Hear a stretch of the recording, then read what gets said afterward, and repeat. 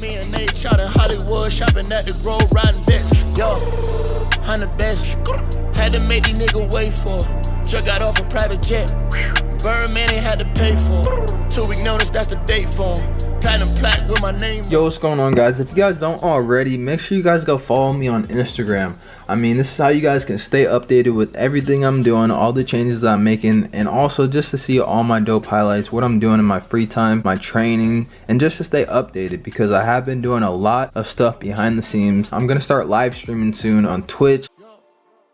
So I'm going to be talking about that and posting those stuff on my stories. So make sure you guys are following me. Plus, I'm trying to get to 100,000 followers. So let's go. Active Squad, where you at?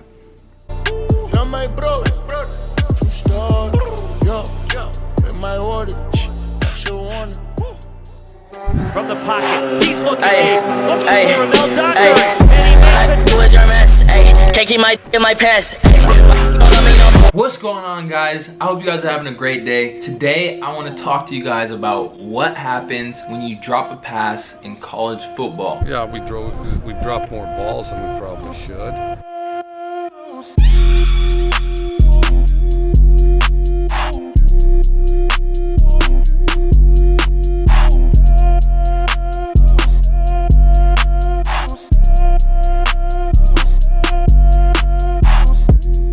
All the fancy little plays in the world don't mean anything unless you have great effort, so we're going to get that fixed. Just the consequences in college football, because I mean, I used to make a lot of videos about what would happen in college football, what happened if you're late to meetings, you know, what college coaches don't tell you before you go to college, stuff like that. And I know you guys enjoy those types of videos, and I just used to talk about the lifestyle and, you know, what it's like in college football. I had hundreds of stories that I wanted to talk to you guys about, and I just never got to them. So I mean, this is one of the stories that I want to tell you guys about because I know it's just interesting to know what happens in college football. And I also love to talk about my experiences because I got to play under 4 different college coaches, so I kind of know what it's like. I kind of got to see different coaches in college football and to see what they're like. You know, I played for Coach Wolf, Coach Leach, Coach Riley, and Coach Anderson. 4 different D1 coaches, and so I kind of got to see what it's like under 4 different college coaching staffs, and I just want to share my experiences with you guys. So I mean, I guess it kind of comes down to what kind of coach you guys have. So there's different types of coaches. I mean, there's chill coaches, ones who are player coaches, the ones who can talk to and just relate to players and are just cool with the players. A lot of college coaches, they're like super old. Few of them out there who are young and can relate to players a lot more than others ones. And then there's the serious coaches, the ones who are just super strict, take everything serious. They don't really talk to the players that much outside of football. Like, they have no breaks, no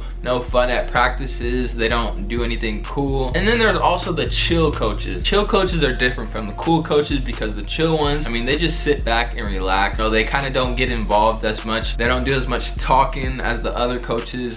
This coach will be described as Coach Riley. You know, Coach Riley, he's a cool coach, but I mean, he's kind of quiet. He kind of kept to himself and sat back, did a lot of stuff behind the scenes. I think the consequences come down to whether your coach is an offensive coach or a defensive coach. Now, if you guys get to college football, your guys' head coach will either be a defensive coach or an offensive coach.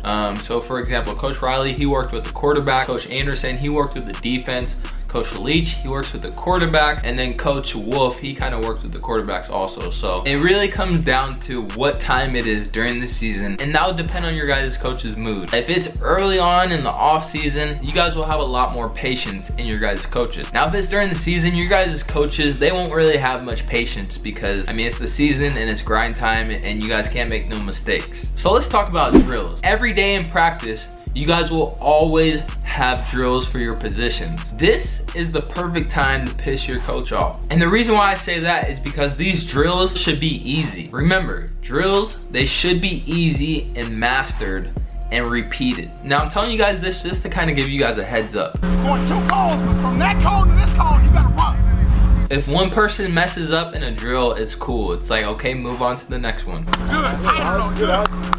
Now, if it starts happening a couple times, you guys will start to see it. Trust me. Coaches will go from 0 to 100 real quick. Guys, we are not twisting into our routes to the top of the route and then doing this. Run in a different direction. Don't twist. So do not be caught off guard. You guys have to know that all your guys' coaches, have tempers. So one day, it was after we lost the game, and remind you guys, this was our 2-10 season, so we were not doing good at all. We were losing a bunch of games, and so our coaches were strict, stressed, and just mad. So before every practice, me and the group of receivers, we would always get there early and do our early drills. Now, let me remind you guys, this was not practice. We were getting there early to do extra work. This was extra work. So you know, we're all there, we put our helmets down on the side and we get on the jug machine. If you guys don't know what the jug machine is, it's this thing and it shoots footballs. Now we're on there, you know, I catch about 10 balls, my homie catches about 10 balls, and then a couple other people, they catch their balls. And then after we're done with our drills, we got done. We were done with our extra work. We're like, all right, we're chilling until practice starts. For fun, let's just start catching them with one hand. So we're catching them with one hand, and of course we're dropping them because they're coming super fast. I am not kidding you guys. One of my homies gets up, he catches a couple balls with one hand, and he's like, put it on full speed. We put it on full speed, he tries to catch one with one hand and he drops it. Out of nowhere, my coach just runs up. I'm telling you guys, he went off. And so because we were dropping balls before practice started, we ended up doing a bunch of catching drills. So during our break that we get in practice, you know, every practice we get a break, like a halftime or something, or a water break, you guys know what I mean. So during our water break, we did not get one. We had to spend it doing receiver drills. And that was a consequence for us. I mean, that really hurt because, I mean, it was super hot that day and we really wanted water. We really wanted to just get off our feet for a little bit. And we had to spend it doing catching drills. Now at Wazoo, the consequence was way worse. You're tired. Well, that's not good enough, so. 10 times worse than that. I've never been a part of a camp, and I don't know anybody that doesn't work on and address effort at some point in time, so. Now, if we dropped balls in practice, the consequence was worse. And by worse, I mean he didn't just go off on us. Because Coach Lease was an offensive coach, he spent more time with us receivers. So when we dropped balls in practice, the consequence wasn't just going off on us. I mean, he went off on us, and then we had to stay after practice to do catching drills. And it was actually crazy because I don't know if some of you guys know this, but college practices are long and draining. So staying after, nah, it was not cool. He made both receivers and QBs stay after and do catching drills. For the receivers, it was 500 catches with your arms around the goalpost. Do you guys know how hard that is? 500 each person. Yep, it took about an hour. Sometimes he made us run fades in the end zone after practice for an hour too, which was worse. And then he had the QBs just throw them over our shoulder. And I mean, it worked for Wazoo because if you guys know now, Wazoo is a pretty good passing school. So yeah, let me just say this to end it. Try to work on your guys' hands every day because the less balls you guys drop in college as a receiver, the better. I hope you guys enjoyed that. Stay tuned because a lot of dope stuff is coming this week. I promised you guys, and it's gonna be lit.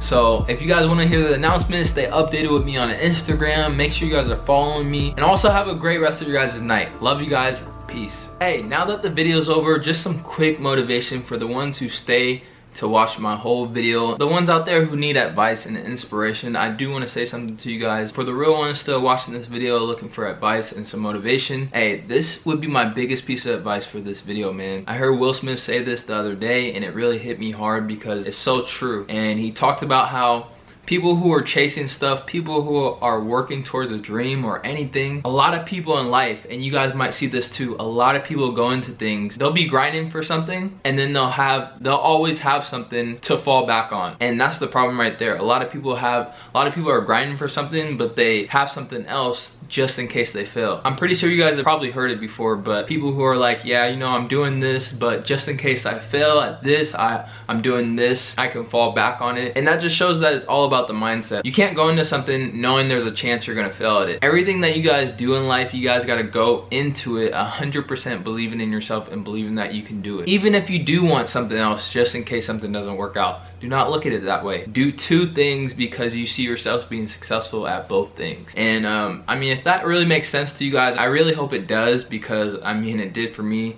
And it's so true. So never have anything, never doubt yourself, never go into anything believing that there's a chance you're gonna fail. Always go into everything knowing that you're gonna succeed and be successful. You know, oftentimes that's the reason why most people fail is because they already have that in their mentality and in their mindset that there's a chance they're gonna fail. So, little piece of advice, but I love you guys and stay tuned. A lot of dope stuff coming soon. Love you guys. Peace. your soul.